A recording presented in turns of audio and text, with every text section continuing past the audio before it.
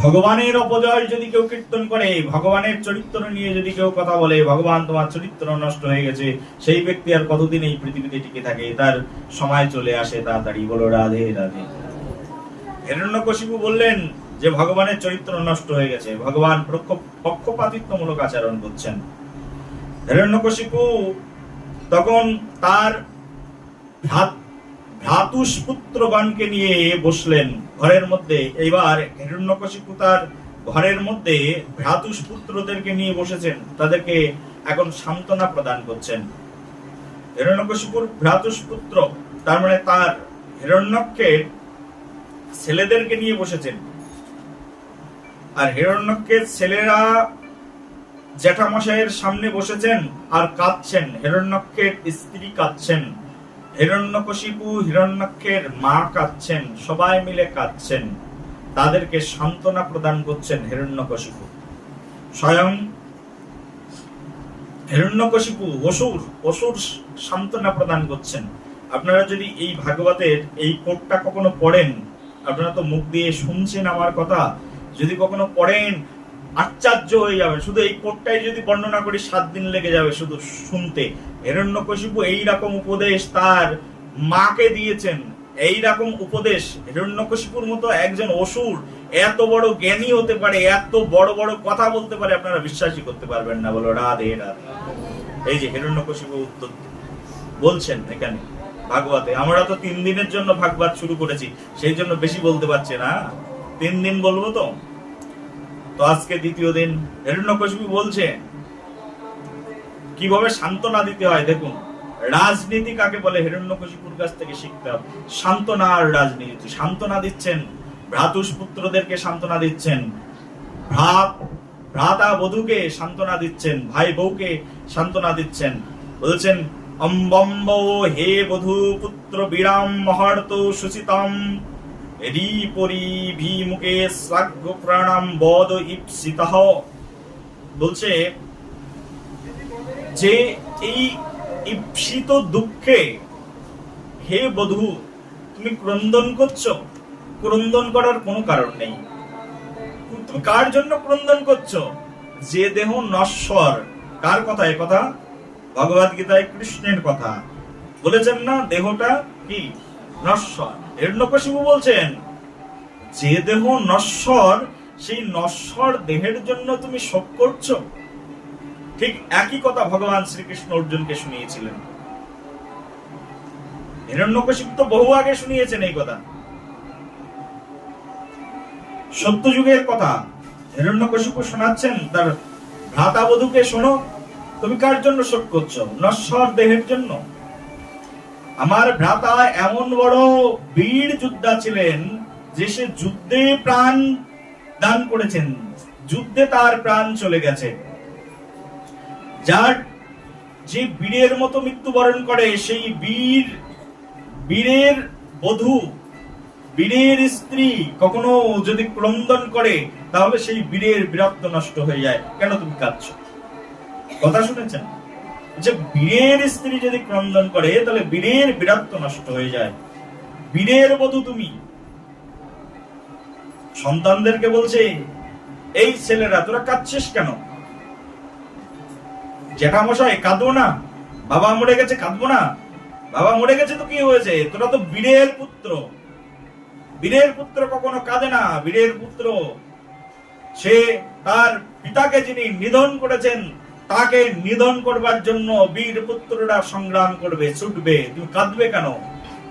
ওই যে ভগবান শ্রীকৃষ্ণ বলেছিলেন না, ক্লেব্বাম মাস্ম গমাপর্ত নৈনাম নিত্যতত্ত্ব উপপাদ্যতে ক্ষুদ্রম হৃদয়ম দুর্বল্যম ত্যক্ততিষ্ঠ পরন্তপ। একদম ওই শ্লোক, ওই কথাগুলো।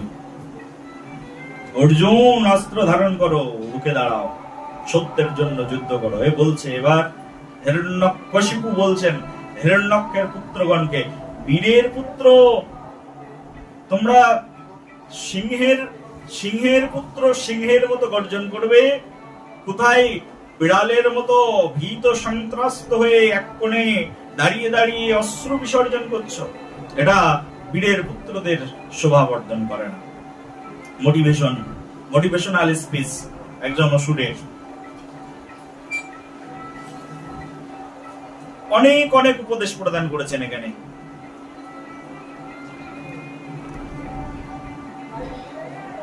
মাকে উপদেশ দিচ্ছেন, মা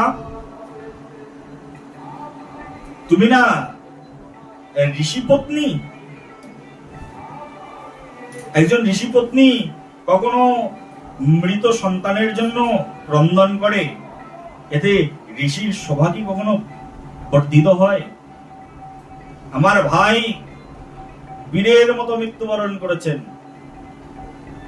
তুমি বীর বরাঙ্গনা, তুমি কেন কাঁদছ? এই ক্রন্দন তোমার শোভা পায় না। অসুরদের সঙ্গে দেবতাদের অনেক বড় ফাইটিং ছিল, তার মানে একজন আরেকজনকে মোটেই দেখতে পারতেন না। এইভাবে সেই বীর বরাঙ্গনা বলে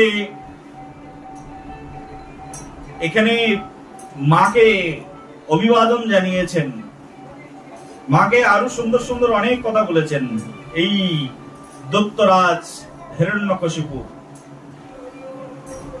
একটা হিরণ্যকশিপুর স্ত্রীকে, হিরণ্যকের স্ত্রীকে হিরণ্যকশিপু বলছেন, শোনো বধূ, তোমাকে আমি একটা মনের মতো কথা বলি। আর সেই কথাটা হচ্ছে এই, দেখো আমি একবার দেখেছিলাম একটা পাখি ছটফট করছে। আমি হঠাৎ সেখানে গেলাম, যে দেখলাম সেই পাখিটা একটা জালের মধ্যে, ব্যাধের জালের মধ্যে আটকা পড়েছে। কিসের জালে? ব্যাধের জালে। এক ব্যাধের জালের মধ্যে একটা পাখি আটকা পড়েছে। আর সেই পাখিটা সেই ব্যাধের জালের মধ্যে আটকা পড়ে সে ছটফট করছিল। তার ছটফটানি দেখে সেই পাখির জোড়া আরেকটি পুরুষ পাখি গাছের ডালের উপরে বসেছিল। আর সেই পুরুষ পাখিটা তখন খুব করে চিৎকার করছিল, রোদন করছিল আর কাঁদছিল, আর কেঁদে কেঁদে বলছিল যে হে প্রাণ প্রিয়া, তুমি যদি এই ব্যাধের জালে আটকা পড়ে তুমি তোমার জীবন শেষ করে দাও, তাহলে আমি কি নিয়ে থাকবো? ওদিকে সেই গাছের কোঠরের মধ্যে তাদের দুটো দুটো ছানা ছিল, বাচ্চা ছিল। সেই ব্যক্তি এমন করে কাঁদছিল, ক্রন্দন করছিল, তার স্ত্রীকে রক্ষা করবার জন্য তার মন চাচ্ছিল, আবার ওদিকে ভাবছিল আমি যদি আমার স্ত্রীকে রক্ষা করতে যাই, ওখান থেকে তুলে আনতে যাই, আমি নিশ্চিত আটকা পড়ে যাব, কারণ ব্যাধের পাতানো জাল থেকে উদ্ধার পাওয়া অত্যন্ত কঠিন ব্যাপার। তখন আমার সন্তানদেরকে কে দেখবে? কিন্তু স্ত্রী মোহ তাকে এতটাই মোহিত করে দিল যে সে চিন্তা করছিল, বারবার সেই ব্যাধের পাতানো জালের কাছে গিয়ে ঠোকর দেওয়ার চেষ্টা করছিল। একসময় ঠোকর দিতে দিতে সে খুব সন্তর্পণে ঠোকর দিয়ে সেই জাল কাটার চেষ্টা করছিল। কিন্তু যতই সন্তর্পণে, যতই সাবধানতার সঙ্গে, যতই কেয়ারফুলি সেই জালটা সে কাটতে চেষ্টা করুক না কেন, সে সেই জালের মধ্যে পড়ে গেল, আর পড়ে গিয়ে তার জীবনটাও সেখানে চলে গেল। তখন সেই বাচ্চারা অনাথ হয়ে গেল। এই একজন ব্যক্তির ভুলের কারণে তার স্ত্রীর প্রাণ গেল, নিজের প্রাণ গেল, এবং বাচ্চারা না খেতে পেয়ে মারা গেল। হিরণ্যকশিপু বলছেন এই কথা তার ভ্রাতা বধূকে, বলছে তেমনি ভাবে শোনো, তুমি যদি ক্রন্দন করো তাহলে তোমার এই ক্রন্দন, তুমি হচ্ছে সম্রাজ্ঞী, তুমি যদি ক্রন্দন করো, তুমি যদি ভেঙে পড়ো, তাহলে তোমার সন্তানরা ওই ব্যাধের পাতানো জালের মতো তোমার সন্তানরা অনাহারে মরে যাবে, তোমার সন্তানরা শোক সন্তর্পণে মরে যাবে, এবং তুমিও তোমার পতির বিরহে তোমার দেহ নষ্ট হয়ে যাবে, তুমিও মরে যাবে।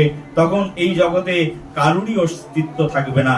সেই জন্য তুমি প্রার্থনা করো, তোমার সতীত্বের তেজে সেই হিরণ্যকশিপুকে যিনি বধ করেছেন, সেই স্বয়ং বিষ্ণু ভগবানকে আমি যেন বধ করতে পারি, সেই প্রার্থনা তুমি করতে থাকো। বলো রাধে রাধে।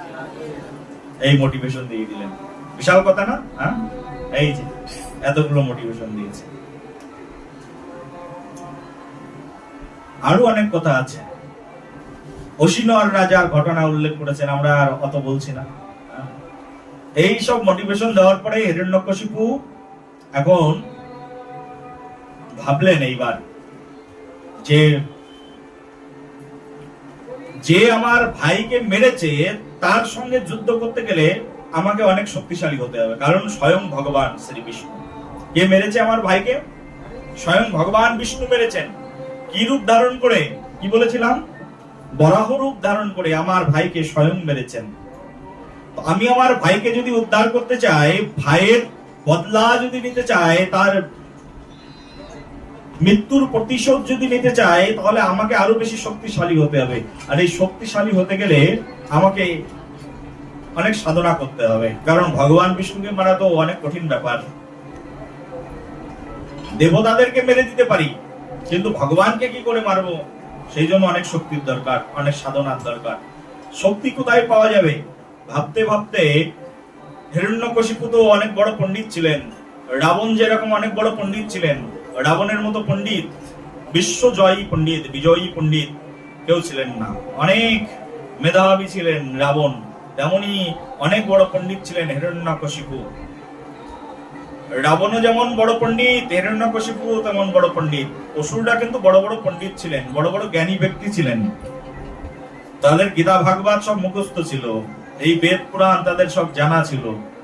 কোথায় দেবতাদের দুর্বলতা, কোথায় ভক্তদের দুর্বলতা, সব তারা জানতেন। না জানলে তারা সমগ্র পৃথিবীকে শাসন করতে পারতেন না। এই হিরণ্যকশিপু তখন তিনি ভাবলেন, কার উপাসনা করব? শিবের উপাসনা করলে শিব সন্তুষ্ট হয় বটে, কিন্তু শিবের বরের মধ্যে আবার অনেক কিন্তু থেকে যায়। ভোলা ভোলা মানুষ তো একটা আশীর্বাদ দিয়ে দেয়, বর কিছু দিয়ে দেয়, কিন্তু দিয়ে দেওয়ার পরেও তার মধ্যে কিন্তু থেকে যায়। নিরপেক্ষ কে আছে? শিব তো সারাদিন বিষ্ণুর নামই জপ করে, তাতে কোনো সমস্যা নেই। আর একজন নিরপেক্ষ ব্যক্তি আছেন, যার নাম হচ্ছে ব্রহ্মাদেব। কি নাম? ব্রহ্মা। ব্রহ্মা শিবের চেয়ে অনেকটা নিরপেক্ষ। তো ব্রহ্মার উপাসনা করা যাক। তখন হিরণ্যকশিপু তিনি সিদ্ধান্ত গ্রহণ করলেন যে আমরা এখন ব্রহ্মার উপাসনা করব। আর ব্রহ্মার উপাসনা করবার জন্য হিরণ্যকশিপু তার স্ত্রীকে বললেন যে আমাকে গৃহ পরিত্যাগ করতে হবে। গৃহ কেন পরিত্যাগ করতে হবে? গৃহ যদি পরিত্যাগ না করি তাহলে উপাসনা কি করে করব, আর আমি কি করে সন্তুষ্ট করব ব্রহ্মা দেবতাকে? ব্রহ্মা দেবতাকে সন্তুষ্ট করবার জন্য স্বয়ং তার স্ত্রীর কাছ থেকে পরামর্শ করলেন। এই হিরণ্যকশিপুর স্ত্রী নাম ছিল কয়েদু দেবী। কয়েদু দেবীকে বললেন, আমি কিছুদিনের জন্য প্রার্থনায় যাব, কবে ফিরে আসবো জানি না। আমি ব্রহ্মাদেবের উপাসনা করে শক্তি সঞ্চার করব। দেখুন, মানুষ এই জগতে অনেক শক্তি সঞ্চার করে। আমাদের ভারত আজকে অনেক শক্তিশালী, কিন্তু মানুষের যদি ইচ্ছা থাকে আমি এই যে শক্তি উপার্জন করলাম, এই শক্তি দিয়ে আমি অন্যের ক্ষতি করব, তাহলে সেই শক্তির কোনো মূল্যায়ন হয় না এই জগতে। এই হিরণ্যকশিপু তিনি ভেবেছিলেন আমি শক্তি উপার্জন করব, অনেক শক্তি উপার্জন করব, কিন্তু সেই শক্তি দিয়ে আমি স্বয়ং বিষ্ণুকে পরাস্ত করব। আর স্বয়ং বিষ্ণুকে পরাস্ত করবার জন্য তিনি ব্রহ্মাদেবের উপাসনা করবার জন্য বেরিয়ে গেলেন। আর ব্রহ্মাদেবের উপাসনা করবার জন্য যখন বেরিয়ে গেলেন, তখন তার মাতৃদেবী এবং নিজ স্ত্রী, ভ্রাতুষ্পুত্র সকলকে বলে তিনি বললেন, আমি এখন প্রার্থনায় বেরিয়ে যাচ্ছি। আর প্রার্থনায় যখন বেরিয়ে গেছেন, বেরিয়ে গিয়ে একটা বৃক্ষের নিচে বসে বসে প্রার্থনা করছেন, ব্রহ্মাদেবের নাম স্মরণ করছেন। ব্রহ্মাদেবের নাম স্মরণ শুরু করেছেন, ব্রহ্মাদেবের এমন ধ্যান শুরু করেছেন যে সেই ধ্যান দেখে দেবতারা ভাবলেন, এ যদি এমনিতেই তো অনেক শক্তিশালী, তাদের এই হিরণ্যকশিপুর সঙ্গে যুদ্ধ করে আমরা পারি না, তারপরে যদি আবার এই ধ্যান করে ব্রহ্মার কাছ থেকে আরো বর চেয়ে নেয়, আরো যদি শক্তি উপার্জন করে, তাহলে আমাদের আর কোনো অস্তিত্বই থাকবে না। বলো রাধে রাধে। সে তখন সে এরকম করে ধ্যানস্থ হলো যে সেই ধ্যানের প্রভাবে সমগ্র দেবতাকুল পর্যন্ত শঙ্কাকুল হয়ে পড়ল। দেবতাকুল এত শঙ্কাকুল হয়ে পড়লেন যে এখন কি করব আমরা। দেবতারা সবাই নারদ মুনির সঙ্গে বসে পরামর্শ করলেন। নারদ মুনি তো এখানে ওখানে ঘুরতে যান। এক সময় নারদ মুনি এসেছেন স্বর্গে। স্বর্গে নারদ মুনি আসলে নারদ মুনিকে বলছেন, মুনিবার আমরা খুব শঙ্কার মধ্যে আছি, খুব টেনশনের মধ্যে আছি। কেন, কি হয়েছে? তো আমাদের শঙ্কার কারণ হচ্ছে এই আমাদের দাদা হিরণ্যকশিপু সে এমন সাধনা শুরু করে দিয়েছে, সেই সাধনায় সিদ্ধি লাভ করবার পরে এমনিতেই তো আমরা স্বর্গ থেকে বিতরিত, কোথায় গিয়ে থাকবো, আমাদের আর থাকার কোনো জায়গায় থাকবে না, আপনি কিছু একটা করুন। নারদ মুনি বলছে, চিন্তা করো না। নারদ মুনি সঙ্গে সঙ্গে একটা পাখির রূপ ধারণ করেছেন। কিসের রূপ বলো? একটা পাখির রূপ ধারণ করেছেন। পাখির রূপ ধারণ করে একেবারে যেখানে বসে হিরণ্যকশিপু ধ্যান করছিলেন সেই গাছের মাথার উপরে পাখির রূপ ধারণ করে নারদ মুনি বসে পড়েছে। নারদ মুনির এইসব বিভিন্ন নারদ মুনির এই জগতের বুকে অবদান রয়েছে। সেই গাছের উপরে বসে বসে এবার নারদ মুনি বলছেন ব্রহ্মণে নমঃ।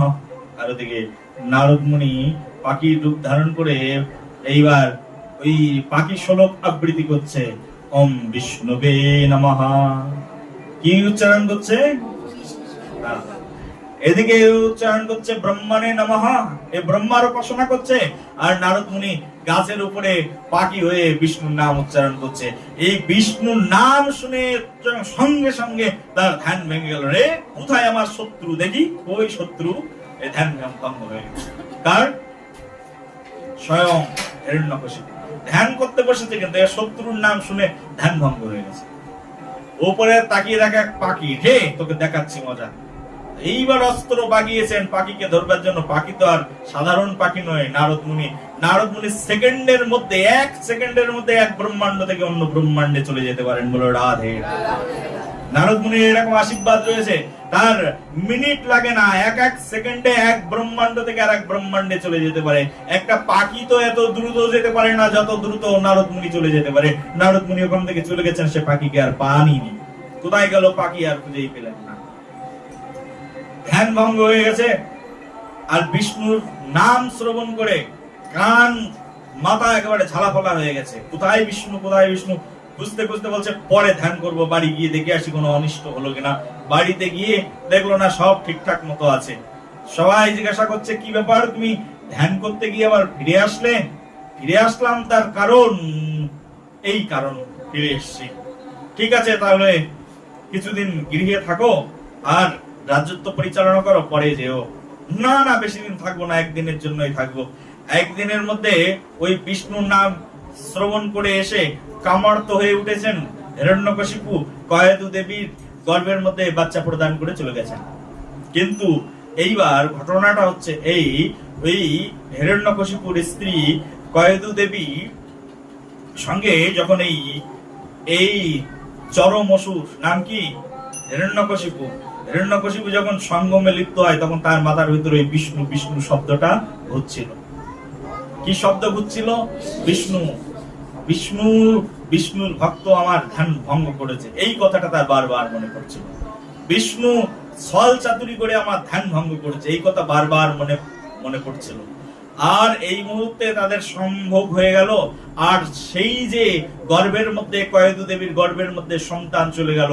বিষ্ণুর নাম স্মরণ করতে করতে সন্তান প্রদান করলেন, আর ওই সন্তানই পরবর্তীতে প্রহ্লাদ মহারাজ হয়ে গেল। বলো নিতাই গৌর হরি।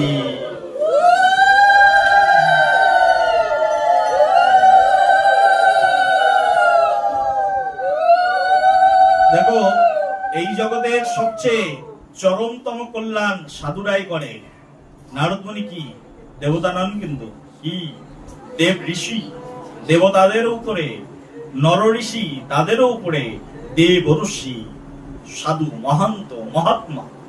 মহন্তের স্বভাব হয় তাড়িতে পামর, নিজ কার্য সিদ্ধি নন জান পরখ।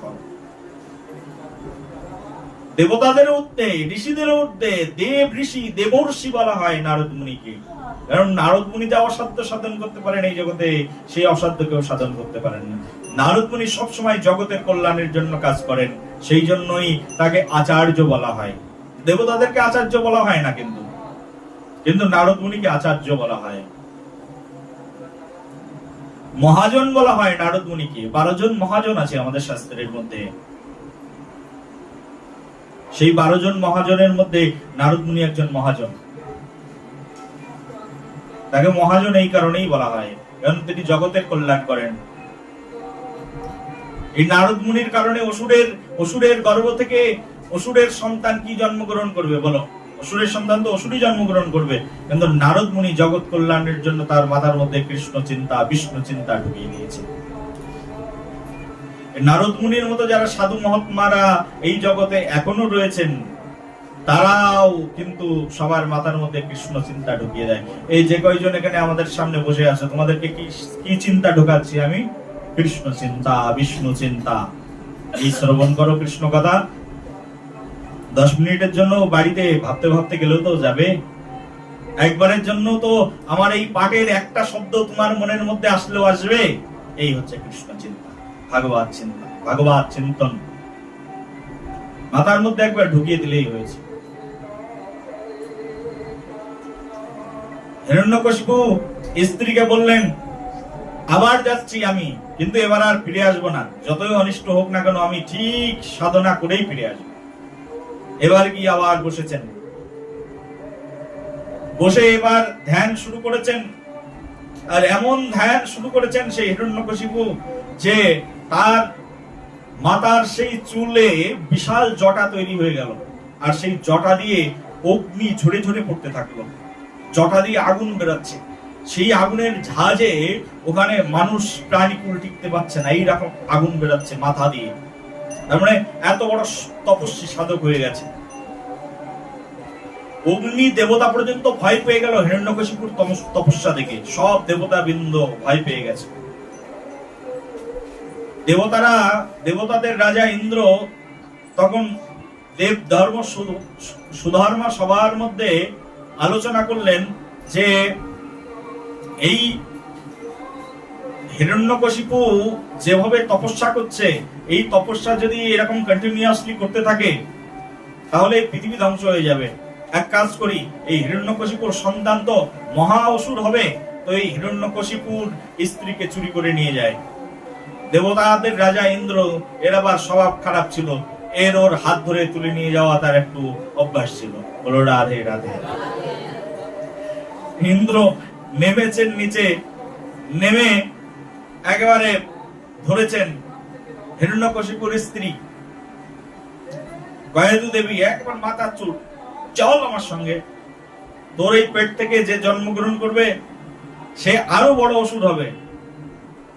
এই মনে করে ধরে নিয়ে চলে যাচ্ছেন, আর যাচ্ছেন রথের মধ্যে তুলেছেন, তুলে নিয়ে স্বর্গে চলে যাচ্ছেন। স্বর্গে যাওয়ার পথে স্বর্গের দরজা আছে, আমরা কয়েকদিন পরেই যাব স্বর্গের দরজা।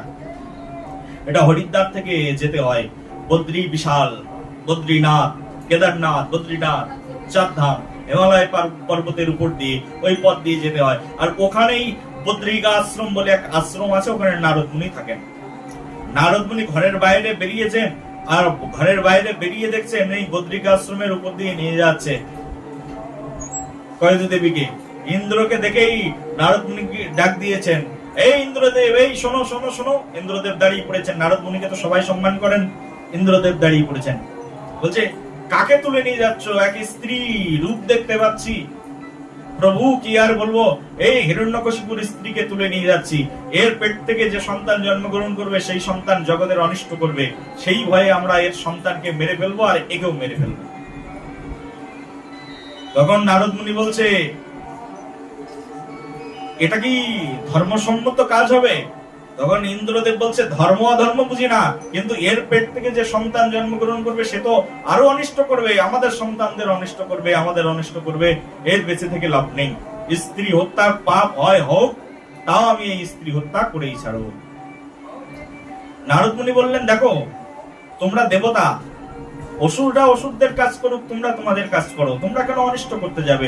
এটা তোমাদের পক্ষে শোভাবর্ধন করে না, তোমরা ছেড়ে দাও, একে ছেড়ে দাও। নারদ মুনি এবার ভাগবত প্রবচন দেওয়া শুরু করলেন।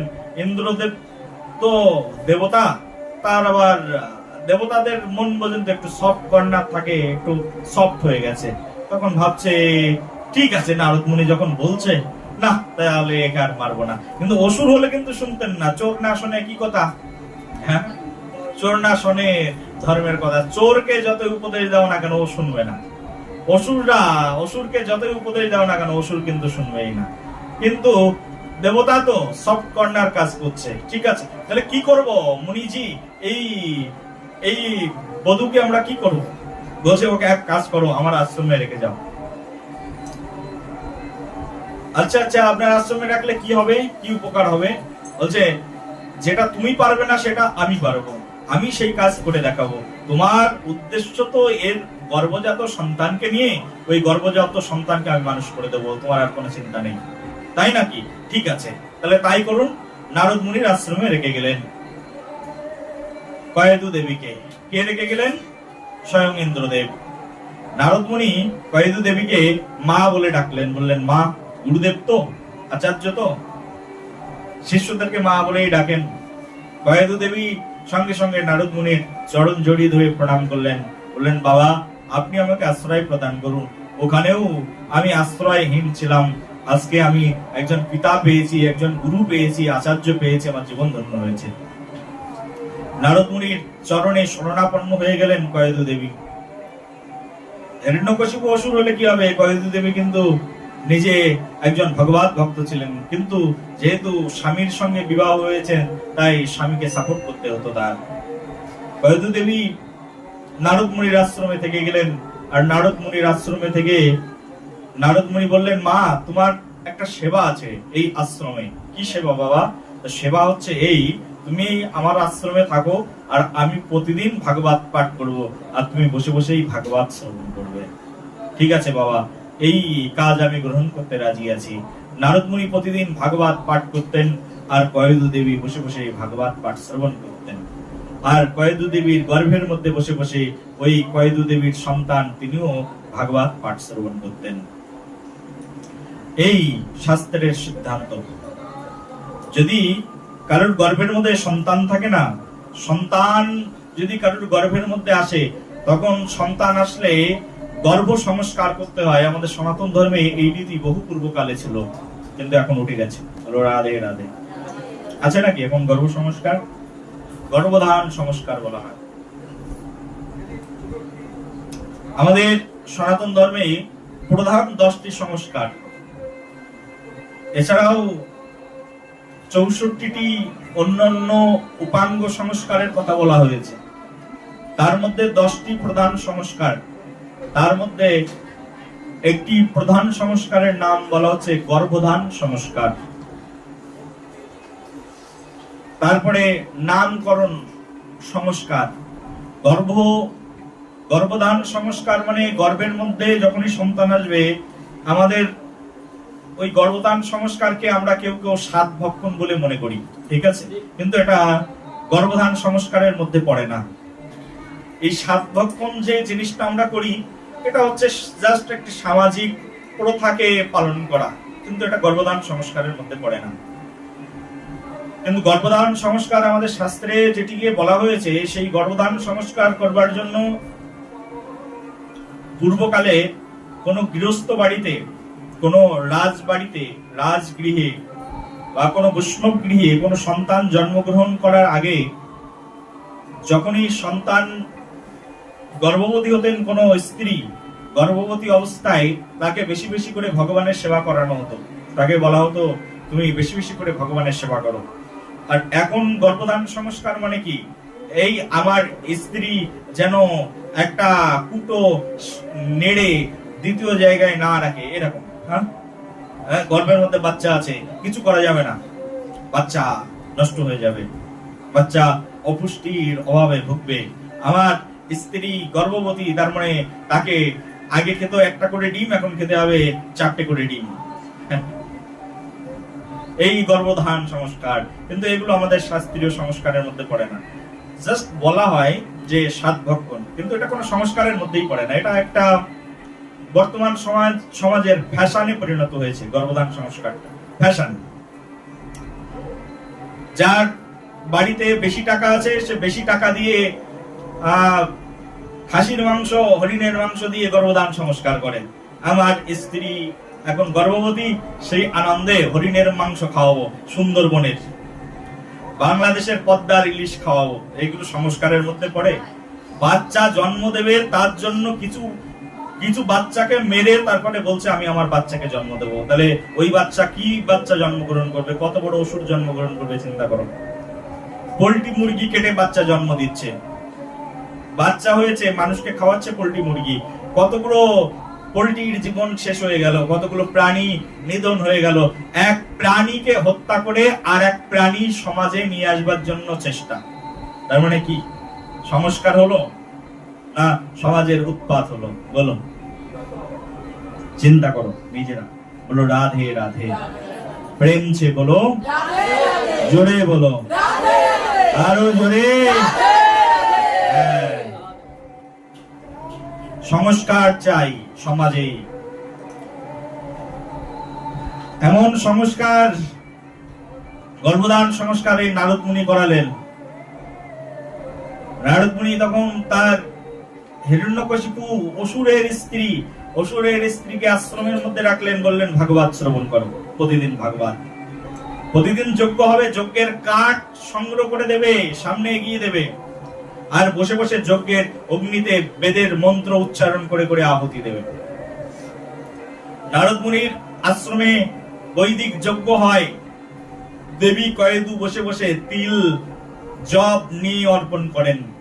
যজ্ঞ আগুন জ্বলছে, আগুনের মধ্যে বৈদিক মন্ত্র উচ্চারণ করছেন, আর ওম সহা বলে তার মধ্যে অগ্নির মধ্যে ঘৃত আহুতি দিচ্ছেন, জব আহুতি দিচ্ছেন।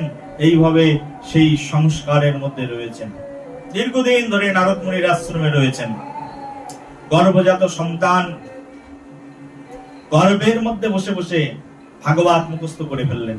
প্রতিদিন ভাগবত শোনায় তো নারদ মুনি, সকালে ভাগবত, ব্রহ্ম মুহূর্তে আরতি কীর্তন শুনিয়ে ভাগবত শ্রবণ করায়, আবার সন্ধ্যাবেলায় ভাগবত শ্রবণ করায়। সারাদিন ভগবানের চিন্তা করাতে করাতে কয়েদু দেবী ভুলেই গেলেন যে আমার একজন স্বামী রয়েছে, আর সে সাধনা করতে সে জঙ্গলের মধ্যে অবস্থান গ্রহণ করছে। বলো রাধে রাধে।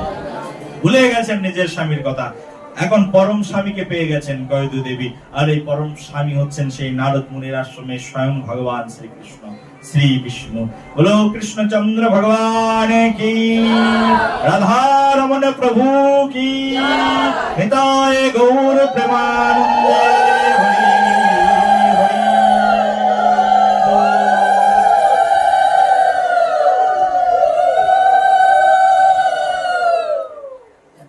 এমন সংস্কার নারদ মুনি সেই কয়েদু দেবীকে দিতে শুরু করলেন। গৃহের মধ্যে ওই যে শাস্ত্রের মধ্যে বর্ণনা করা আছে, যেদিন গৃহেতে ভজন দেখি, গৃহেতে গোলক ভাই, চরণ সিধু দেখিয়া গঙ্গা, সুখ সীমা নাহি পায়। যেদিন কারুর ঘরের মধ্যে কৃষ্ণ নাম হয়, ভগবানের কথা হয়, ভাগবত পাঠ হয়, যেদিন কারুর গৃহে বৈষ্ণব আগমন করেন, যেদিন কারুর গৃহে বৈষ্ণব গিয়ে সৎ কথা কীর্তন করেন, সেদিন তার গৃহটা অভিন্ন বৃন্দাবনে রূপান্তরিত হয়ে যায়। বলো নিতাই গৌর হরি।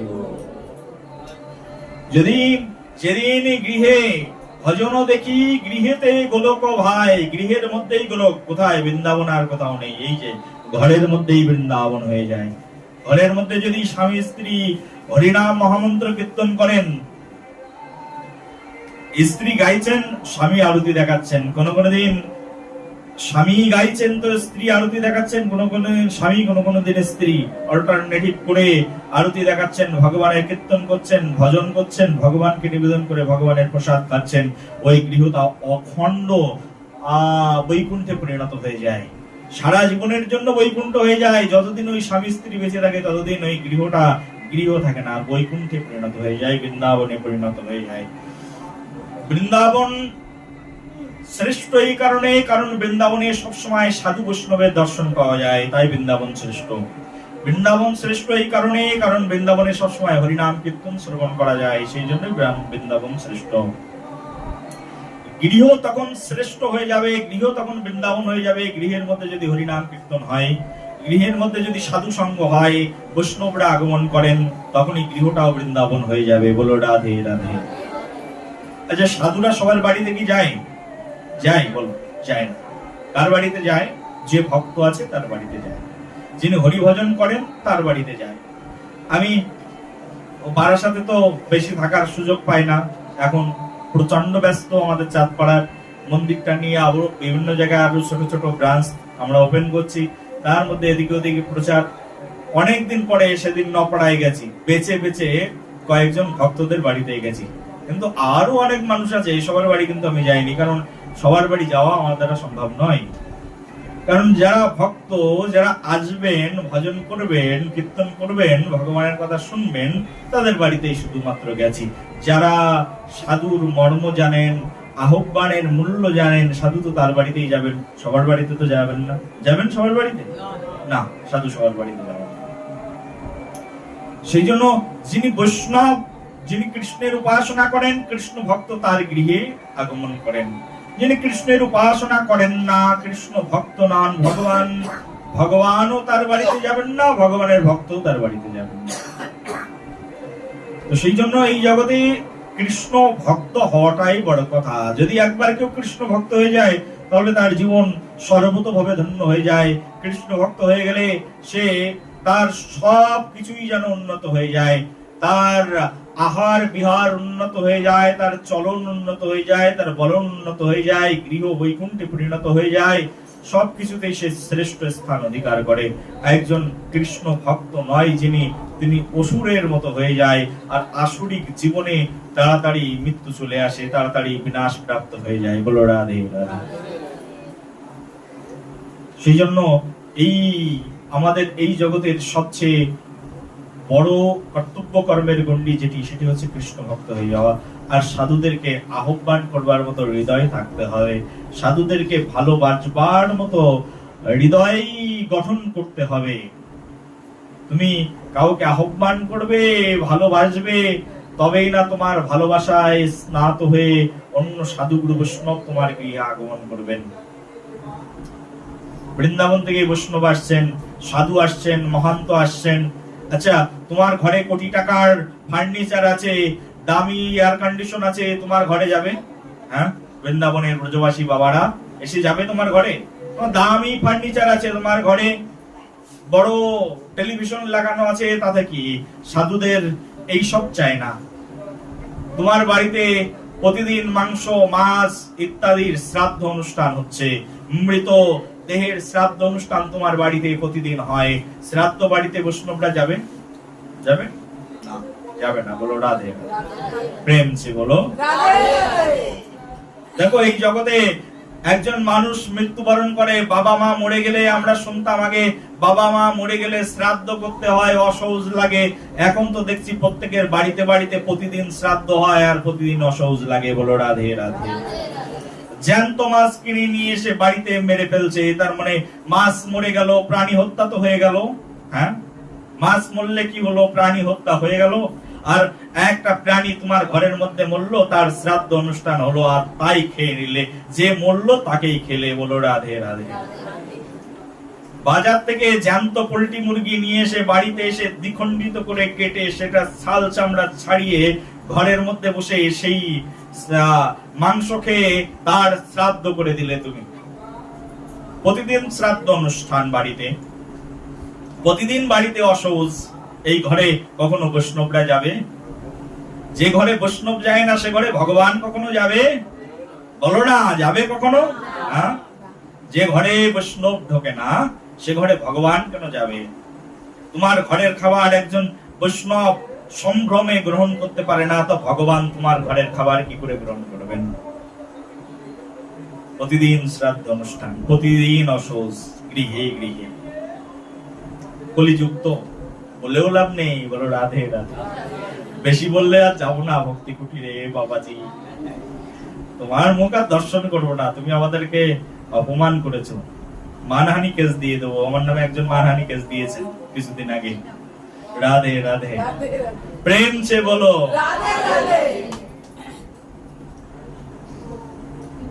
যে ওই ভক্তি কুটিরে যে মহারাজজি আছেন, বাবা আছেন, এমন কথা বলেন না আমাদের মান সম্মান হানি হয়ে যায়, কেস দিয়ে দেবো। হ্যাঁ, আছে নাকি কেউ? দেখি, বলো রাধে রাধে।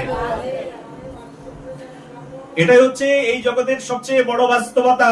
যদি ভগবানের ভক্ত হতে যাও, যদি কৃষ্ণের ভক্ত হতে চাও, এই সংস্কারের মধ্যে আসতে হবে। সংস্কার নেই বলে আমাদের সমাজের এই অবস্থা। আরে প্রত্যেককেই সংস্কার হতে হবে। তোমার বয়স 70 বছর হয়ে গেছে, তুমি সংস্কার হও। তোমার বয়স 7 বছর, তুমিও সংস্কার হও, কারণ সংস্কারের অভাব রয়েছে। এই নারদ মুনি কয়েদু দেবীকে সংস্কার করাচ্ছেন তার ঘরের মধ্যে বসিয়ে, সংস্কার হও। সংস্কারের অভাব। অসুর বংশে বিয়ে করেছো, অসুরের গৃহের গৃহপত্নী, তোমাকে সংস্কার হতে হবে। কয়েদু দেবীকে ঘরের মধ্যে বসিয়ে সংস্কার দিচ্ছেন নারদ মুনি। শেখো, ভাগবত পড়ো। ভাগবত শেখাচ্ছেন, পেটের মধ্যে বসে বসে বাচ্চাও ভাগবত শিখছেন। সেই জন্য শোনো, তোমাদের ঘরে গৃহবধূদের যদি বাচ্চা কাচ্চা হয়, আগে 2 জন বৈষ্ণব ডেকে নিয়ে যাবে, বলবে ভাগবত শোনাও। 1 সপ্তাহ ধরে ভাগবত শ্রবণ করাবে। মাসে মাসে ভাগবত অনুষ্ঠান দেবে। মাসে মাসে 10 মাস ব্যাপী ভাগবত অনুষ্ঠান। যেদিন থেকে পেটে বাচ্চা যাবে সেদিন থেকে প্রত্যেক মাসে ভাগবত কথা, 7 দিন 7 দিন করে ভাগবত কথা, ভাগবত শ্রবণ কর। আর যদি সম্ভব হয় প্রতিদিন ভাগবত কথা চালাও, প্রতিদিন ভাগবত কথা শ্রবণ করো, কৃষ্ণ কথা শ্রবণ করাও। পেটের সন্তান তখন একজন সুসন্তানে রূপান্তরিত হবে। এই সকল নীতি কথা শ্রবণ করবে, ভগবানের কথা শ্রবণ করবে, আর পেট থেকে যখন বেরিয়ে আসবে তখন একজন সুসন্তান, একজন ভাগবত সন্তান বেরিয়ে আসবে। আর সারাদিন পেটের মধ্যে বাচ্চা রয়েছে, আর তুমি গর্ভস্থ অবস্থায় তুমি সারাদিন মোবাইল দেখলে, মোবাইলের মধ্যে টিকটক করলে, মুখ নাড়লে, নাক নাড়লে, আর এই নিয়ে তোমার সন্তান জন্ম দিলে। ও তোমার ছেলে বড় হওয়ার আগে শুয়ে শুয়ে নাক নাড়বে, মুখ নাড়বে, তুমি তখন তোমার নিজের ছেলে টিকটক করতে করতেই ক্লান্ত হয়ে যাবে। বলো রাধে রাধে।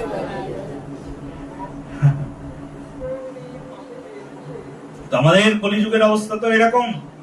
বাচ্চা গর্ভস্থ, মা মোবাইল নিয়ে বসে রয়েছেন। কত গল্প, গল্পের শেষ নেই, কিন্তু ভগবানের কথা শ্রবণের সময় নেই।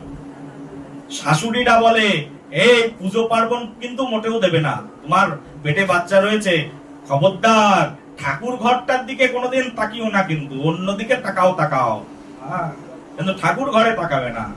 কসাইখানার দিকে তাকাও বেশি করে, কিন্তু ঠাকুর ঘরে তাকাবে না।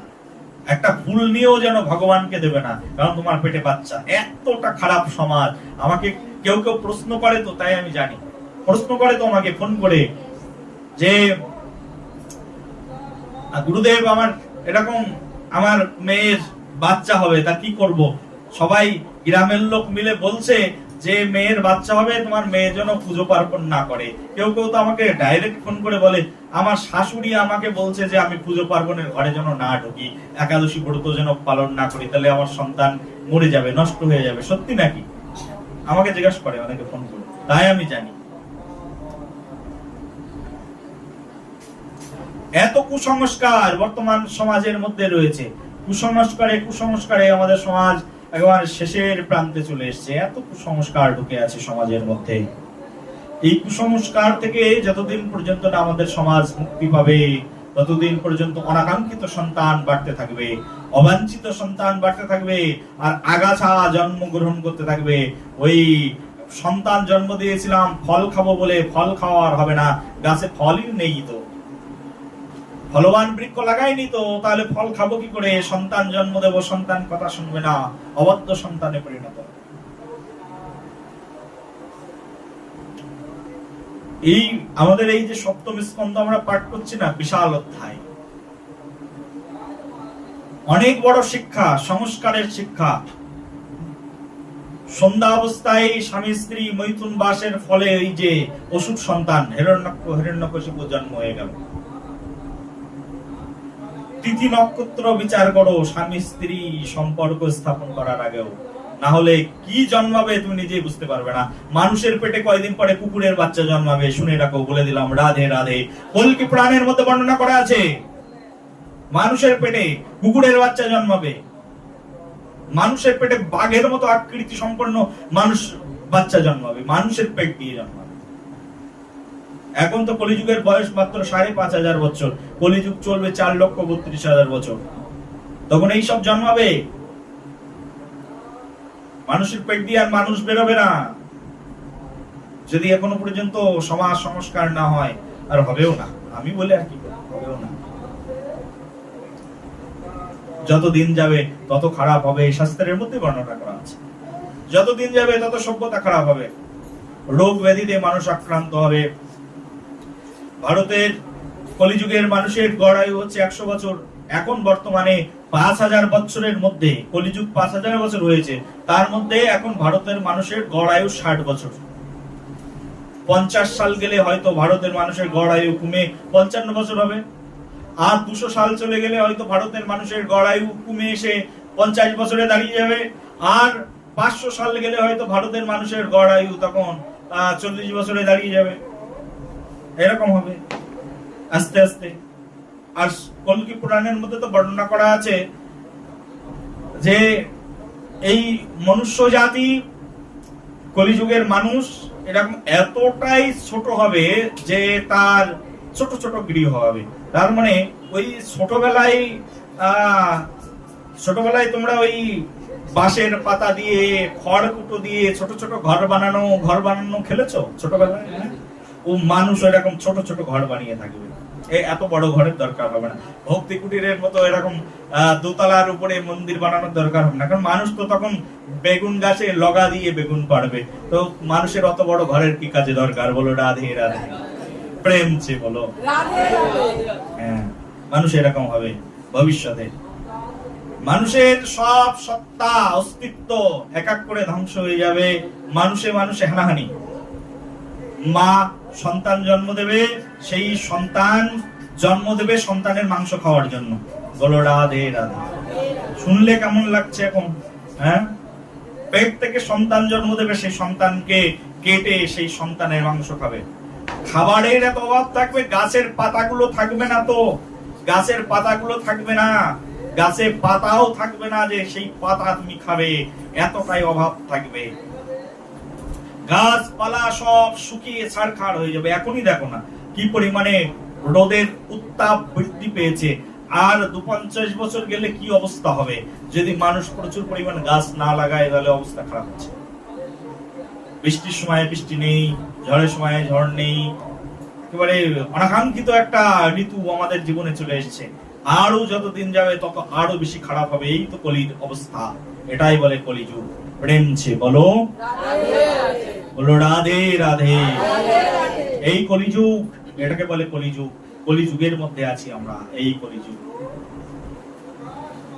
কলিযুগের মানুষের কত কত অসুবিধা, সেই অসুবিধার শেষ নেই। বহু বহু রোগের দ্বারা তারা উপদ্রুত হবে, বহু বহু রোগের দ্বারা। তাদের রোগের শেষ থাকবে না। আমাদের ঠাকুমা দাদু দিদাদেরকে দেখেছি যে 70 বছর বয়স, 80 বছর বয়সে এখনো ঠিকঠাক মতো কাজ করে যাচ্ছে।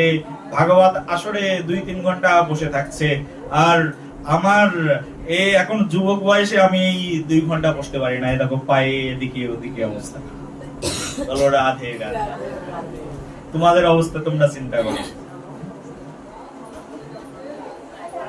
আগের যুগটা আর এখনকার যুগ চিন্তা করো, এর পরের যুগটা এবার চিন্তা করো কি হবে।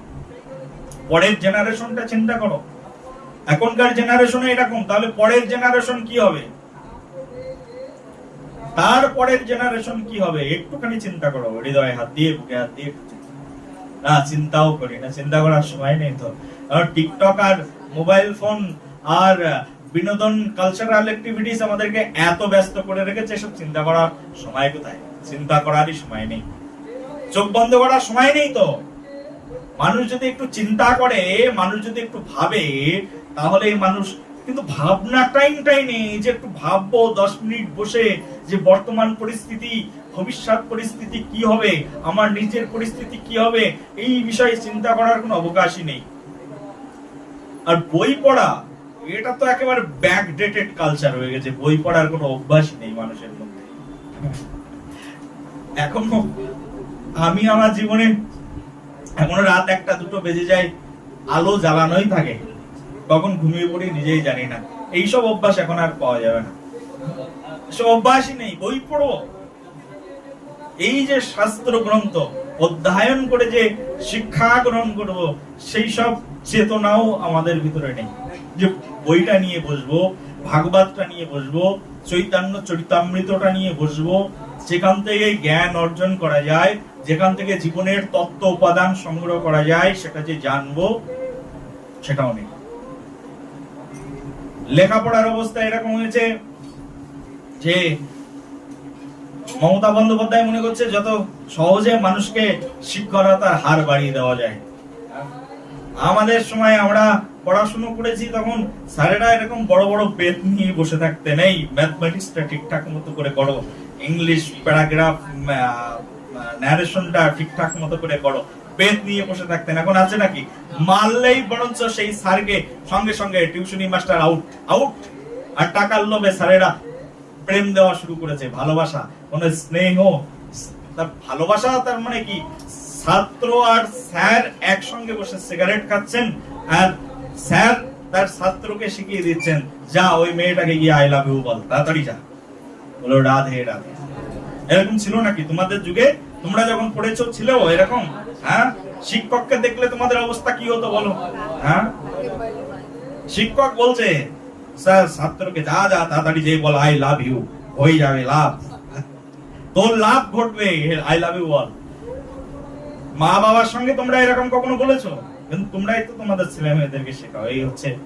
এই হচ্ছে যুগ, যুগের পরিবর্তন। কলিযুগ যে কাছে আসছে এটাই প্রমাণ। এই যে মোবাইল খুললেই তো ফেসবুকে আসে, ইউটিউবে আসে, অনাকাঙ্ক্ষিত ভাবে আসে, দেখতে পাই আমরা। মা তার সন্তানকে শিখিয়ে দিচ্ছে, তোর ওই মেয়েকে যখন পছন্দ তা তুলে নিয়ে আয়, আমি দেখবো। মা বলছে ছেলেকে, তোর ওই মেয়েকে যখন পছন্দ, ওই মেয়ের বাবা মা কি মনে করেছে, দেবে না? মেয়ে তো রাজি আছে, যা তুলে নিয়ে আয়। মা শেখাচ্ছে তার সন্তানকে। চিন্তা করতে পারো কত অশ্লীল সমাজে পরিণত হয়েছে আমাদের বর্তমান সমাজ ব্যবস্থা, কত অশ্লীল পরিবেশ। মা তার সন্তানকে শিখিয়ে দিচ্ছে, প্রেম প্রীতি করলে আমাকে বলবি। মা বলছে, কারণ কি? যদি কোনো মা না বলে, তাহলে তার ছেলে বলছে, মা তুমি তো মডার্ন মা নও। মডার্ন মা ওই দেখো অমুকের, আমার অমুক বন্ধুর মা মডার্ন মা, কারণ সে তার প্রেম প্রীতির গল্প তার মায়ের সঙ্গে করে। তুমি তো একেবারে ব্যাকডেটেড মা, তোমাকে নিয়ে চলা যায় না। বলো রাধে রাধে, প্রেম ছে বলো। এই হচ্ছে অশ্লীল সমাজ। মিথ্যে কথা বলছি নাকি আমি? এই সমাজের কথা শোনো।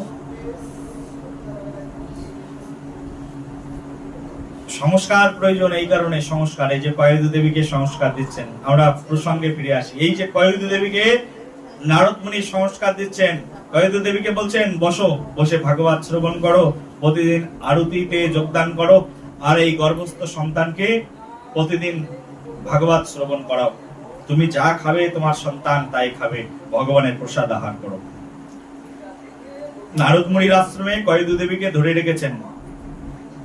হিরণ্যকশিপুর স্ত্রীকে নারদ মুনির আশ্রমে রেখে নারদ মুনি ভগবানকে নিবেদন করে বিষ্ণুর নিবেদিত প্রসাদ খাইয়েছেন।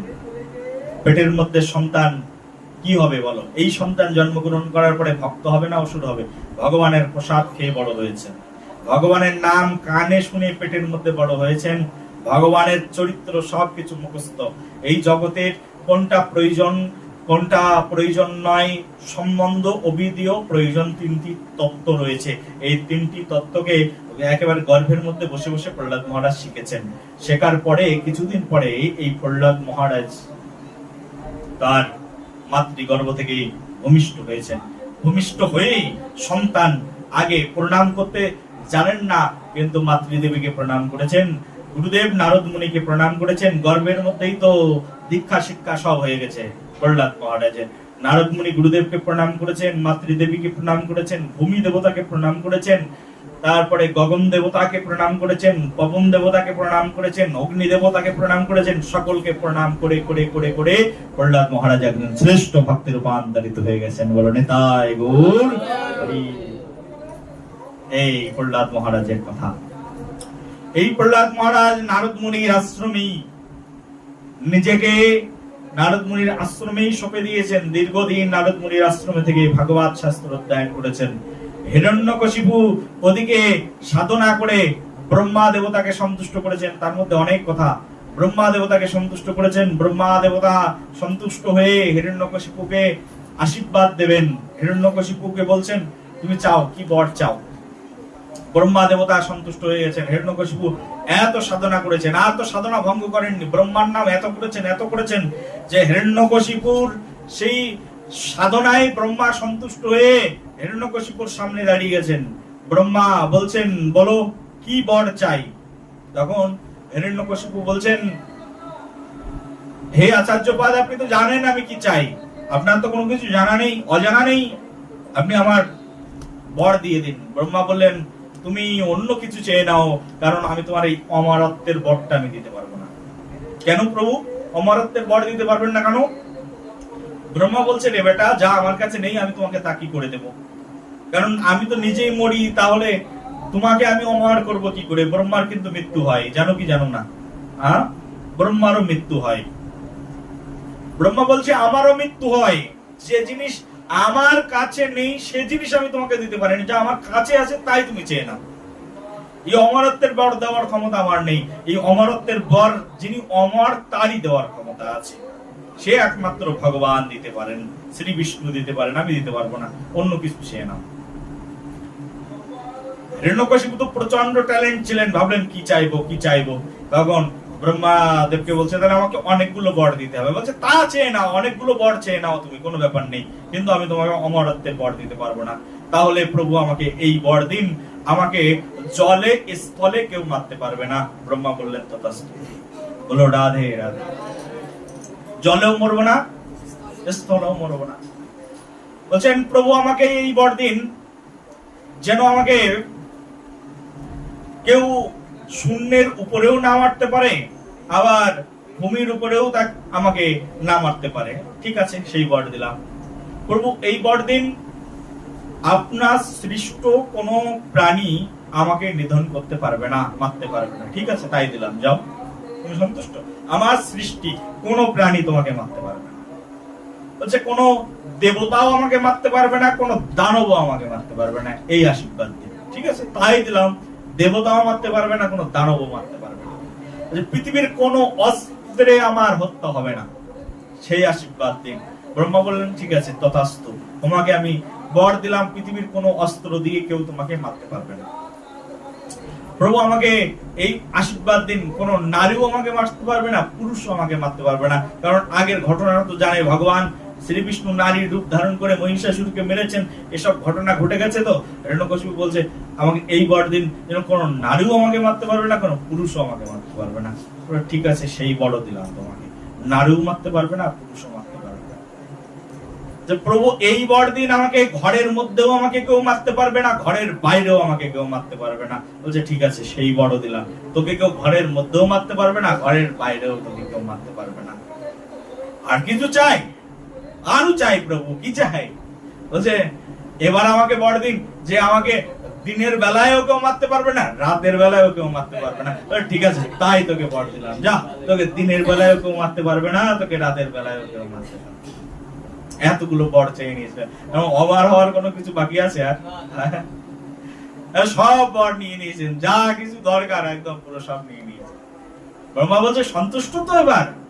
হ্যাঁ প্রভু সন্তুষ্ট। তাহলে আমি এখন আসি? হ্যাঁ প্রভু আপনি আসুন। এই হচ্ছে অসুর আর ভগবানের মধ্যে পার্থক্য। ভগবান একবার যদি তার ইষ্টদেব গুরুদেবকে বা ভগবানকে পেয়ে যায়, ভগবানের ভক্ত, তাহলে ভগবানের ভক্ত কিন্তু তার চরণ আর ছাড়েন না। কিন্তু অসুর ভগবানকে পেলে, ভগবানের ভক্তকে পেলে, গুরুদেবকে পেলে, তার কাছ থেকে যা নেওয়ার পরে তাকে ছেড়ে দিয়ে দেন। বলো রাধে রাধে, প্রেম সে বলো। এই অসুরের মধ্যে ভগবানের মধ্যে এই হচ্ছে পার্থক্য। ভগবানকে পেয়েছেন, ভগবানের শুদ্ধ ভক্ত তো ব্রহ্মাজির মতো এমন একজনকে পেয়েছেন, পাওয়ার পর বলছে আমি এখন যাই। হ্যাঁ যান যান যান, হয়ে গেছে আমার কাজ, আমার যা নেওয়ার নিয়ে নিচ্ছে, এবার আপনি যান। এত বছর ধরে তপস্যা করেছে সেই ব্রহ্মাকে পাওয়ার জন্য, ব্রহ্মানে নমো ব্রহ্মানে নমো ব্রহ্মানে নমো, এত বছর ধরে তপস্যা করে করে ব্রহ্মাকে পেয়েছেন, দেওয়ার পরে জিনিস এবার আপনি যান, আর তোমার কোনো দরকার নেই। কলিযুগটা হচ্ছে এরকম, যখন তোমার কিছু প্রয়োজন হবে তখন তোমার প্রয়োজন অনুসারে তোমাকে ডাকা হবে, প্রয়োজন শেষ তোমাকে ছুড়ে ফেলা হবে। বলো রাধে রাধে। আমাদের সমাজের গুরু শিষ্যের সম্পর্কটাও কলিযুগে এরকম হয়ে গেছে। যতক্ষণ গুরুদেবের প্রয়োজন, যতক্ষণ গুরুদেবের কাছ থেকে নিতে পারবো ততক্ষণ গুরুদেবের প্রয়োজন। গুরুদেব অসুস্থ হয়ে গেছে, গুরুদেবের আর দেখার লোক নেই। বলো রাধে রাধে। শাস্ত্রের মধ্যে বর্ণনা করা হচ্ছে যিনি গুরুদেব, যিনি আচার্য, তিনি পিতা মাতার চেয়ে কোনো অংশে কম নন। বলছে একই জন্মে মানুষের, একই জন্মের মধ্যে, একই দেহের মধ্যে মানুষের দুইবার জন্ম হয়ে যায়। একবার তার পিতা বীজ দিয়ে তাকে জন্ম প্রদান করেন, আর একবার তার গুরুদেব তার কর্ণের মধ্যে বীজ দিয়ে তার জন্ম প্রদান করেন। যেদিন থেকে মানুষ দীক্ষা গ্রহণ করে সেদিন থেকে তার আর বাবা মার কুলে তার সে থাকতে পারে না। তখন থেকে তার কুল ভিন্ন হয়ে যায়, তার পরম্পরা ভিন্ন হয়ে যায়, তখন থেকে তার গোত্র ভিন্ন হয়ে যায়। দীক্ষা নেওয়ার সঙ্গে সঙ্গে তার সবকিছু চেঞ্জ হয়ে যায়।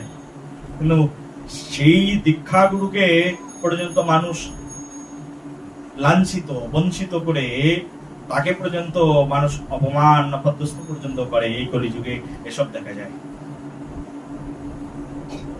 নিজের পিতামাতা যিনি বীজ দিয়ে জন্মদান করেছেন, বাবা এক গ্রুপে রাজনীতি করেন, তার ছেলে এক গ্রুপে রাজনীতি করেন।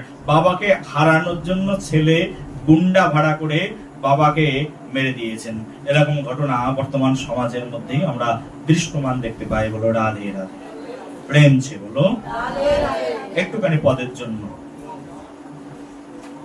কংস, কংস চেনো তো? কংস, কংসের পিতা উগ্রসেন, মথুরা অধিপতি রাজা কংস তার শুধুমাত্র পদের লোভে,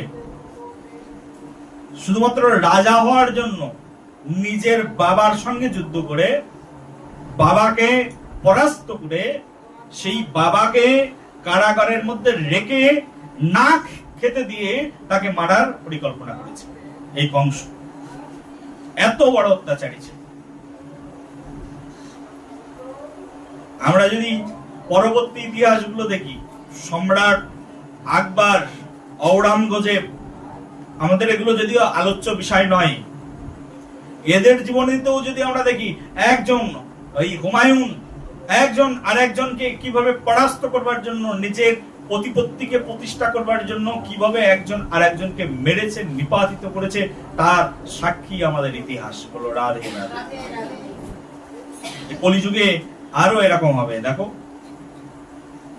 নিজের স্ত্রীকে সন্তুষ্ট করবার জন্য নিজের পিতামাতাকে পথের ভিক্ষার ঝুলি নিয়ে নামিয়ে দিতে পর্যন্ত ছেলে কুণ্ঠাবোধ করে না। এই হচ্ছে আমাদের কলিযুগ। বলো রাধে রাধে।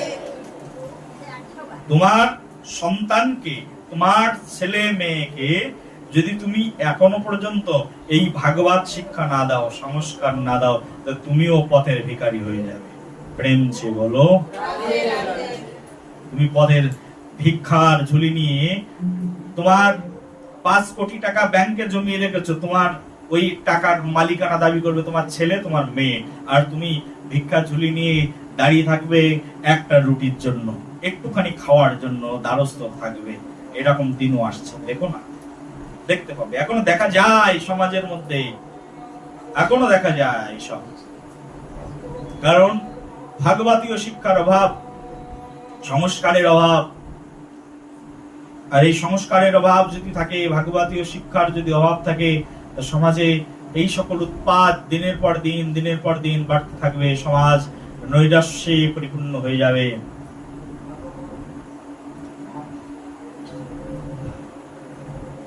স্বয়ং এই ভাগবত মহাপ্রাণের মধ্যেই এই শিক্ষা প্রদান করা হয়েছে যে কি করে একটা সভ্য সমাজ, বিশেষ করে এই অধ্যায়ের মধ্যে একটা সভ্য সমাজ কি করে তৈরি করা যায়, সমাজ গঠনের, সমাজ সংস্কারের কথা এই সপ্তম স্কন্ধের মধ্যে বর্ণনা করা আছে। যে প্রসঙ্গটা আমরা আলোচনা করছি এই প্রসঙ্গের মধ্যেই বর্ণনা করা আছে।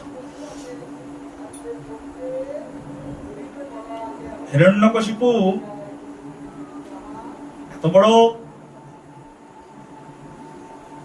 এত বড় একজন চক্রান্তকারী রাজা ছিলেন যে স্বয়ং তার ভ্রাতা দেবতাদেরকে স্বর্গ থেকে তাড়িয়ে দিলেন, স্বর্গ থেকে তাড়িয়ে দিয়েছেন অলরেডি। হিরণ্যকশিপু এই যে কিছুদিনের মধ্যে এই যে শক্তি পেয়েছেন না, কার কাছ থেকে? ব্রহ্মাদেবের কাছ থেকে শক্তি পেয়েছেন। ব্রহ্মাদেবকে তো শক্তি পাওয়ার পরে ব্রহ্মাদেবকে বলছেন আপনি চলে যান, ব্রহ্মাদেব চলে গেলেন, এখন বাড়িতে ফিরে এসেছেন। আর এই শক্তি নিয়ে সে জানে যে এখন আমার মারার মতো আর কেউ নেই, কোনো প্রাণীর হাতে মরবো না, দেবতার হাতে মরবো না, গন্ধর্ব যক্ষ রক্ষ কিন্নর কারোর হাতে মরবো না, কোনো মৃত্যুর ভয় নেই।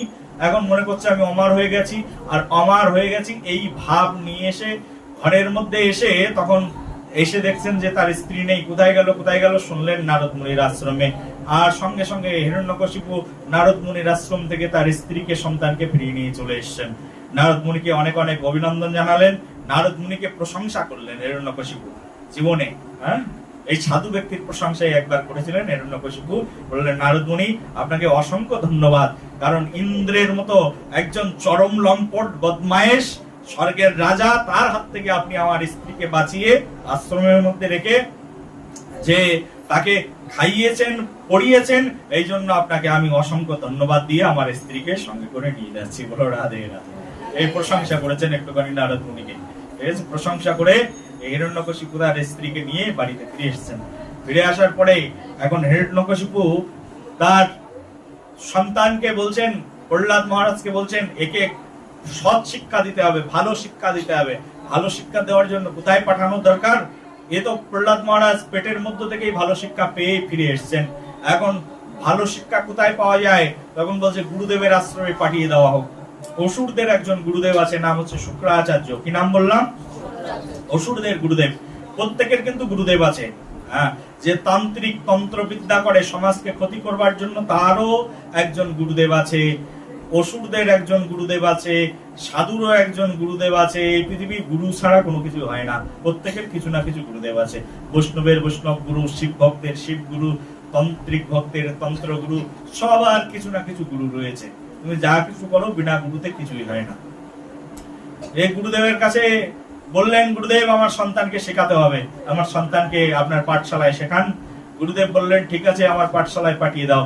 গুরুদেব তখন আর শেখানো থেকে একটু কিছুদিনের জন্য অব্যাহতি নিয়েছেন। গুরুদেবের ছেলে ষণ্ড অমরকে তখন শিক্ষা প্রদান করেন, আর সেই পাঠশালার মধ্যে প্রহ্লাদকে পাঠিয়েছেন শেখানোর জন্য। আর সেখানে রাজনীতি শেখানো হয়।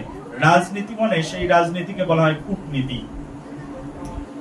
সেই রাজনীতির আরেক নাম হচ্ছে কূটনীতি। সেই কূটনীতি শেখানো হয়, কি করে ব্রাহ্মণ বৈষ্ণবদেরকে অপমান করা যায়, সেই সব শিক্ষা সেই ষণ্ড অমার্কের পাঠশালার মধ্যে দেওয়া হতো। ষণ্ড অমার্কের পাঠশালার মধ্যে প্রহ্লাদ মহারাজ চুপচাপ বসে থাকতেন, আর সবার পিছনে বসে বসে শুনতেন যা যা বলতো। এক কান দিয়ে শুনতেন, আর এক কান দিয়ে বের করে দিতেন।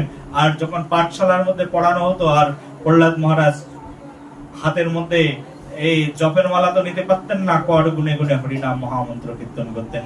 হরে কৃষ্ণ কৃষ্ণ কৃষ্ণ হরে হরে, হরে রাম রাম রাম হরে হরে।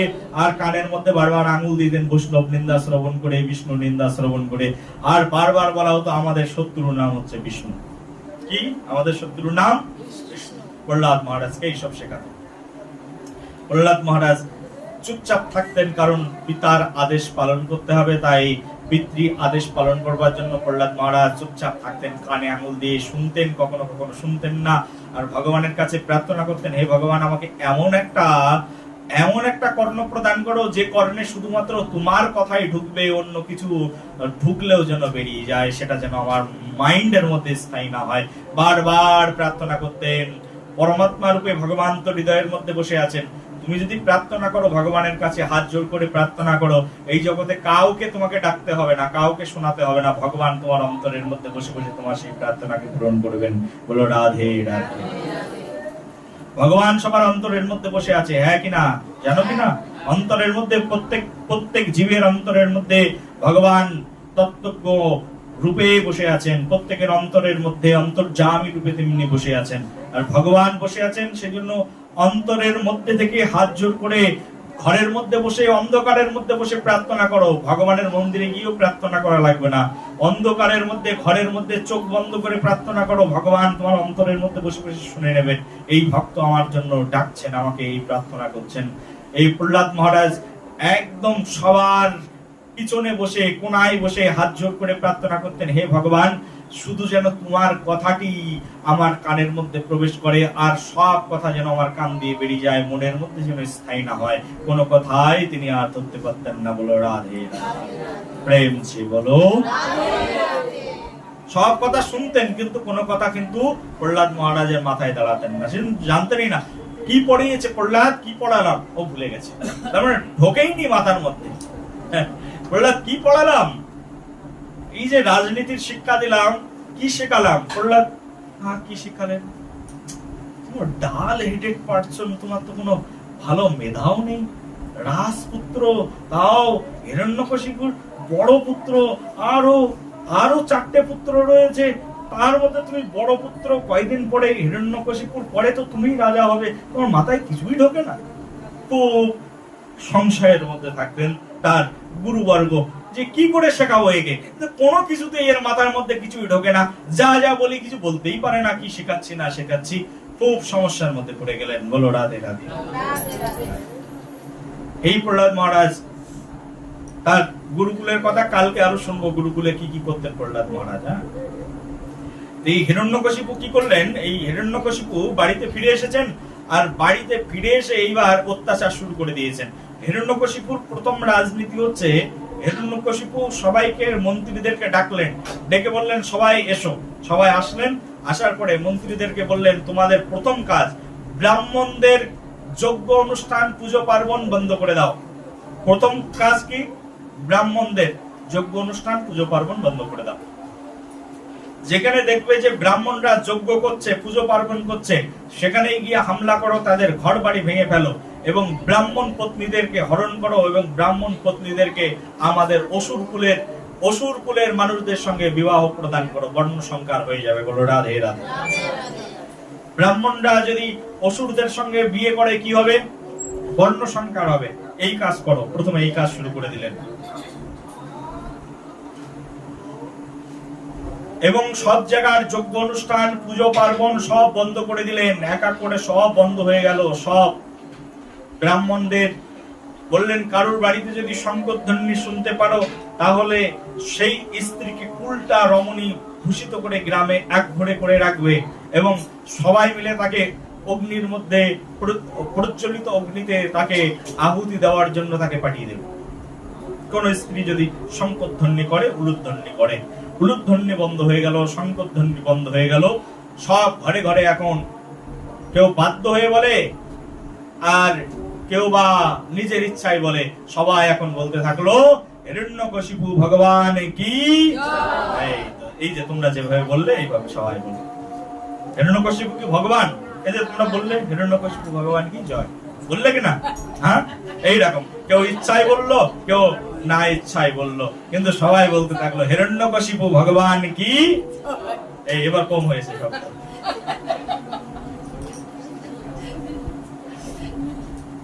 এই এমন সেই সভ্যতা তৈরি হলো, সেই ভারতবর্ষ সপ্তদ্বীপ সমন্বিত। এখানে ভাগবতে লেখা আছে সপ্তদ্বীপ সমন্বিত, 7টা দ্বীপ সমন্বিত ভারতবর্ষ। তার মানে এখন বর্তমান যেসব আমেরিকা, রাশিয়া, ব্রাজিল যা দেখছি সবকিছু তো আমার ভারতবর্ষের অন্তর্গত ছিল। এই সপ্তদ্বীপ সমন্বিত, 7টা দ্বীপের সমষ্টি সমন্বিত। তার মানে 7টা সমুদ্রের মাঝখান দিয়ে এরকম দ্বীপ বিভিন্ন জায়গায়, এছাড়া আরো অনেক দ্বীপ রয়েছে, সব দ্বীপ সমন্বিত সেই ভারতবর্ষের এক ছত্রপতি রাজা হয়ে গেলেন তখন হিরণ্যকশিপু। কে রাজা? হিরণ্যকশিপু। সত্যযুগের ঘটনা বলছি। সেই সময় এক ছত্রপতি রাজা। সত্যযুগে কিন্তু সবাই ভগবানের ভক্ত ছিলেন, কিন্তু সত্যযুগেও যদি এইরকম হিরণ্যকশিপু রাজা হয়, তাহলে এই যুগে কি হবে বলো? রাধে রাধে বলো, প্রেম সে বলো। এক ছত্রপতি রাজা হিরণ্যকশিপু।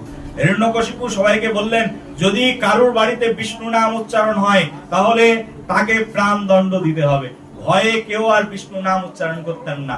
কেউ কেউ ভক্ত ছিলেন, কিন্তু মনের মধ্যেই রাখতেন ভগবানের নাম, আর চোখ বন্ধ করে ভগবানের নাম করতেন।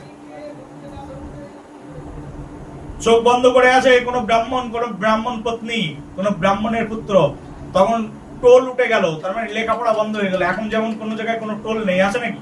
আছে। আমাদের এখান থেকে 200 বছর আগেও অনেক টোল ছিল, চতুষ্পাঠী ছিল। এখন হিরণ্যকশিপুর রাজত্বে তখন এরকম টোল বন্ধ হয়ে গেল। ঋষিরা সকালবেলায় উঠে স্নান করা বন্ধ করে দিলেন। সকালবেলায় স্নান করতে দেখলে হিরণ্যকশিপু তাদের উপরে একেবারে ঝাঁপিয়ে গিয়ে পড়তেন।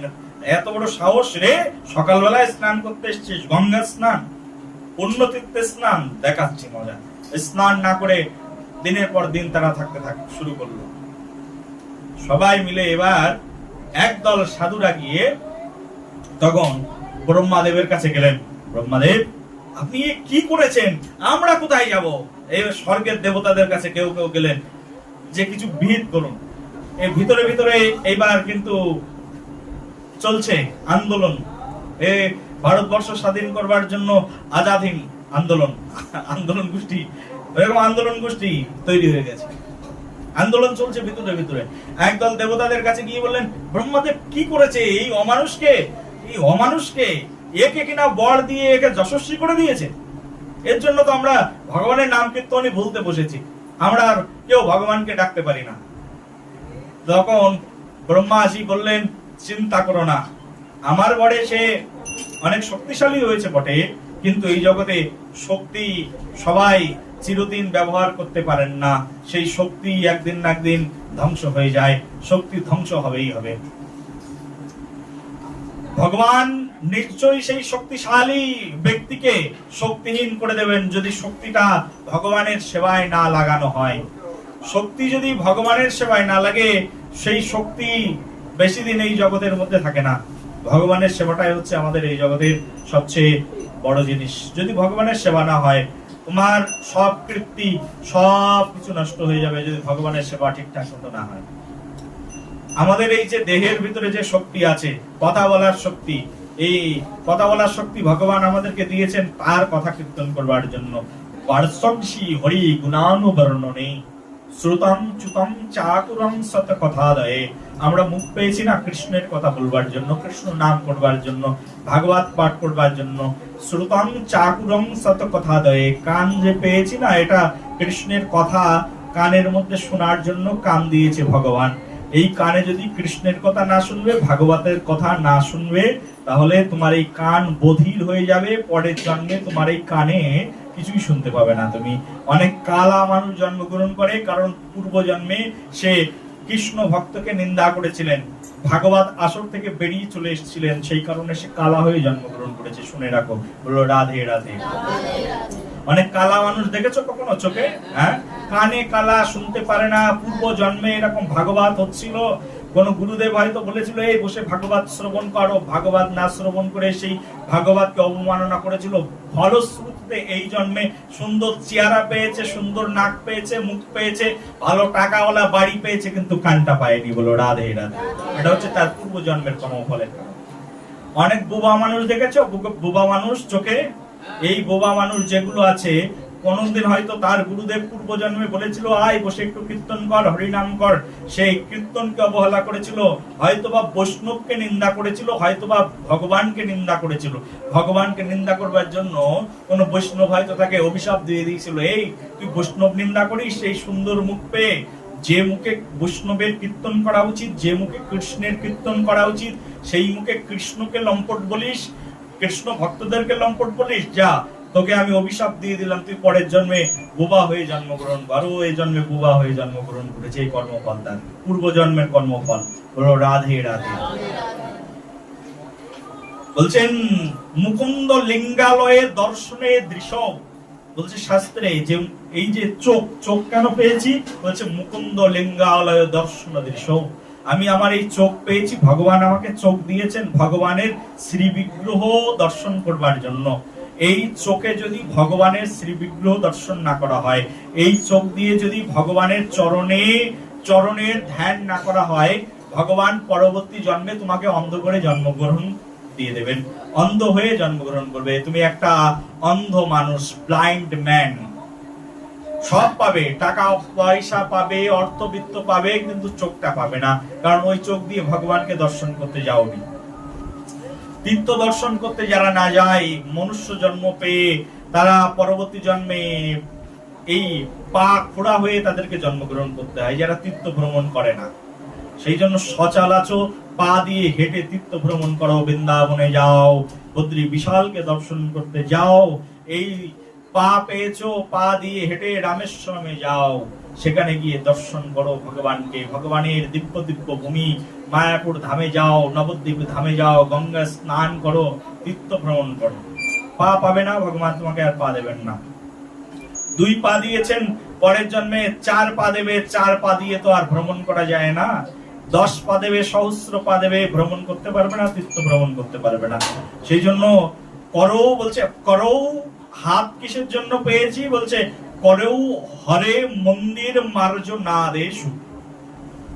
ভগবান আমাকে হাত দিয়েছেন, এই হাত দিয়ে ভগবানের মন্দিরকে পরিষ্কার করব, ভগবানের মন্দির মার্জন করব, এই হাত দিয়ে ভগবানকে আরতি নিবেদন করব, এই হাত দিয়ে যে ভগবানের ফুলের মালা গাঁথবো, এই হাত দিয়ে আমি ভগবানকে বস্ত্র পরাবো, আভূষণ পরাবো, ভগবানকে স্নান করাবো। কালকে কিন্তু এখানে ভগবানকে স্নান করানো হবে, ঋষিমদেরকে স্নান করানো হবে। এই হাত দিয়ে ভগবানের মাথায় দুধ ঢেলে স্নান করাবো। করো হর মন্দির মার্জনা আদেশ। এই হাত দিয়ে ভগবানের সেবা না করলে ভগবান পরের জন্মে তোমাকে হাত দেবেন না। হাত কাটা অবস্থায় জন্মগ্রহণ করবে, বিকলাঙ্গ। হাত আছে এইরকম, হাত দিয়ে কিছু ধরতে পারছি না, কেন? না না না, বিকলাঙ্গ। হাত পাবে, বিকলাঙ্গ অবস্থায় কিছু ধরতে পারবে না। কারণ ওই হাত দিয়ে যখন সাধুগুরু বৈষ্ণব উপদেশ দিয়েছিলেন, তখন তো শোনোনি, তখন তো ভগবানকে স্নান করাওনি, তখন তো ভগবানের মন্দির মার্জন করোনি। হাত বিকলাঙ্গ হয়ে জন্মগ্রহণ করতে হবে। কর্মফল কেউ এই জগতে কর্মফল থেকে মুক্ত হতে পারবে না। ভগবান শ্রীকৃষ্ণকেও নিজের কর্মফল ভোগ করতে হয়েছিল। বলো রাধে রাধে। স্বয়ং ভগবান নিজের কুলকে রক্ষা করতে পারেননি। এক এরিকা বৃক্ষ নিয়ে ভগবান কৃষ্ণের সব বংশধর যাদবগণ সব ধ্বংস হয়ে গেছে।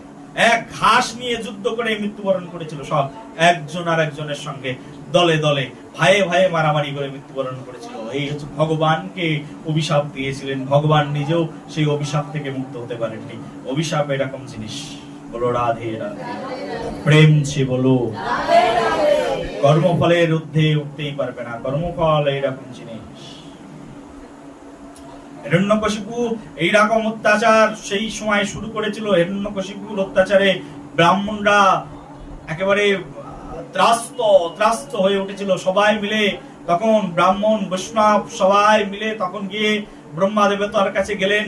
কেউ কেউ বললেন ভগবানের কাছে যাও, ভগবানের কাছে গিয়ে নিবেদন করো। সবাই ভগবানকে জানাতে থাকলেন, ভগবান রক্ষা করো, রক্ষা করো, অসুরের অত্যাচারে সব ধ্বংস হয়ে যাবে, ধ্বংস হয়ে যাবে। ভগবান তখন বললেন, চিন্তা করো না, আমি তাড়াতাড়ি আসবো। আর আমি আসবো। অসুরের অত্যাচার, শোনো, রাত যত গভীর হয় মনে রাখবে দিন তত নিকটে আসে। প্রেম সে বলো। এখন সন্ধ্যাবেলা, রাত আরো গভীর হবে। যত গভীর হবে, যত সময় যাবে, তত দিন নিকটে আসবে। অসুরের অত্যাচার যত বাড়বে, বাড়তে দাও। অসুর যত অত্যাচার করবে তত ভালো। অসুরকে অত্যাচার বন্ধ করো না। অসুর যত অত্যাচার করবে, ভগবান তত নিচে চলে আসবে। কারণ ভগবান এই জগতে সবকিছু সহ্য করতে পারলেও ভগবান ভক্তের উপরে অত্যাচার কখনো সহ্য করতে পারেন না। পরিত্রাণায় সাধুনাম। ভগবান এই জগতে সাধুকে রক্ষা করবার জন্য সেই সময়ও এসেছেন, বারবার আসেন, এখনো আসবেন, ভবিষ্যতেও আসবেন। পরিত্রাণায় সাধুনাম বিনাশায় দুষ্কৃতাম। দুষ্কৃতিকারীদের বিনাশ হবেই হবে।